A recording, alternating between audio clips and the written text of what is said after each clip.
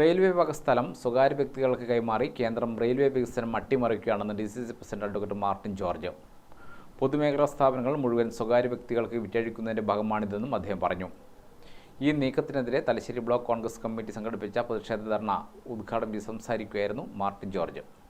Thalassery railway സ്റ്റേഷനോട് അനുബന്ധിച്ച സ്ഥലം സ്വകാര്യ വ്യക്തികൾക്ക് പാട്ടത്തിന് നൽകുന്നതിനെതിരെയാണ് തലശ്ശേരി ബ്ലോക്ക് കോൺഗ്രസ് കമ്മിറ്റി ധർണ സംഘടിപ്പിച്ചത്.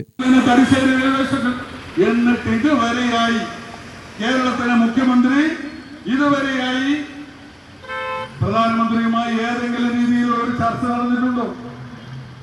എന്ത് ചർച്ചയാണ് ഈ വിഷയത്തിൽ നടന്നിട്ടുള്ളത്? ഒരു ചർച്ച പോലും. അല്ലെങ്കിൽ ഇന്ന വിഷയങ്ങളുണ്ട് കേരളത്തിൽ. ഞാൻ നേരത്തെ സൂചിപ്പിച്ചു, കേരളത്തിലെ കണ്ണൂർ റെയിൽവേ സ്റ്റേഷൻ മുതൽ പാലക്കാട് വരെയുള്ള മിക്ക സ്ഥലങ്ങളിലെ റെയിൽവേ സ്റ്റേഷനിലുള്ള റെയിൽവേയുടെ അധീനതയുള്ള സ്ഥലങ്ങളൊക്കെ തന്നെ സ്വകാര്യ വ്യക്തികൾ ഏറ്റെടുത്തു കഴിഞ്ഞു. പക്ഷേ ഈ കാലഘട്ടങ്ങളിൽ ഒന്നും തന്നെ കേരളത്തിന്റെ മുഖ്യമന്ത്രിയായിട്ടുള്ള പിണറായി വിജയൻ നരേന്ദ്രമോദിയായിട്ടോ റെയിൽവേ മന്ത്രിയുമായിട്ടോ ഏതെങ്കിലും രീതിയിലുള്ള ഒരു ചർച്ച നടത്തി അതിന് പരിഹാരമുണ്ടാക്കാൻ വേണ്ടി സാധിച്ചിട്ടുണ്ടോ? നിരന്തരമായി പോകുന്നുണ്ടല്ലോ. നിരന്തരമായി പിണറായി വിജയൻ ഡൽഹിയിൽ പോയി നരേന്ദ്രമോദിയോട് സംസാരിക്കുന്നുണ്ടല്ലോ. എന്താണ് സംസാരിക്കുന്നത്? കേരളത്തിലെ വിഷയങ്ങളാണോ? നമ്മൾ പരിശോധിക്കണം. ഇത്തരം വിഷയങ്ങളൊന്നും തന്നെ സംസാരിക്കാൻ സാധിക്കുന്നില്ല.